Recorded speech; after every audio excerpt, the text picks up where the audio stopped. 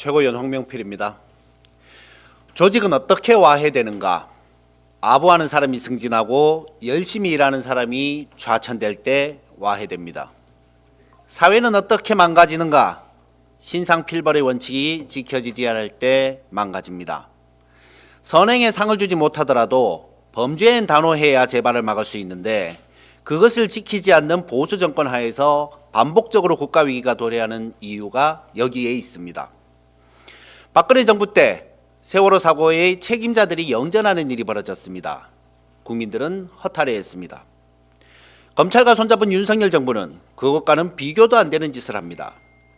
유죄를 받아 강서구청장직을 상실한 김태우를 사면 복권해 다시 보궐선거에 내세우는 내 식구 감싸기, 나아가 PD수첩에서 자세히 보도된 인천공항 마약 수사에 이르러서는 이게 나라냐 소리가 절로 나옵니다. 앞에서는 마약과의 전쟁을 선포하며 한동훈 장관이 기자회견을 하더니 뒤로는 5천억 마약 범죄를 소탕한 백혜룡 과장을 좌천시켰습니다. 공이 있는 사람은 좌천, 수사를 무마한 사람은 승진. 이래서야 조직이 어떻게 돌아가겠습니까?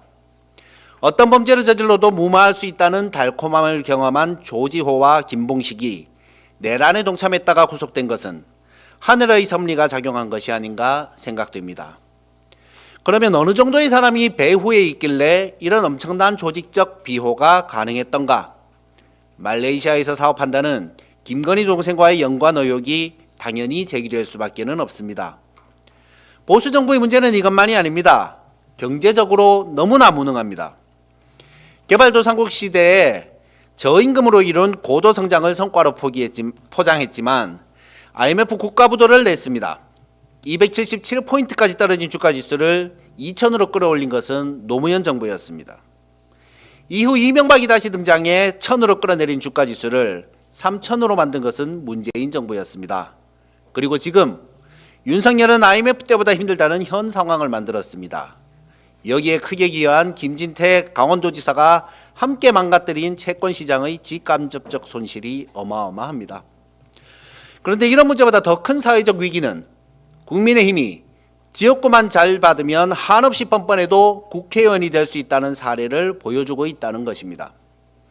강원랜드 인사비리 의혹으로 유명해진 권성동 의원이 박근혜 때 한 말을 손바닥 뒤집듯 바꾼 그 권성동이 이재명 대표를 도덕적으로 비난합니다. 동생이 건축업자에게 뒷돈을 받기로 계약서까지 써서 문제가 된 김기현 의원이 자신의 땅을 위해 도로까지 구부린 의혹을 받는 그 김기현이 정당한 수사를 한 황운하 의원을 구속하려 하다 좌절됐습니다. 이러니 정치가 신뢰를 잃는 것 아니겠습니까? 거짓말장이 내란 수기에 윤석열이 옳은 말 한 가지는 한 것 같습니다. 그가 말한 대로 국민의힘은 없어져야 할 당이 맞습니다. 윤석열과 함께 사라지십시오. 우리 사회를 위해서. 조국혁신당이 위헌정당 해산을 주도해 돕겠습니다.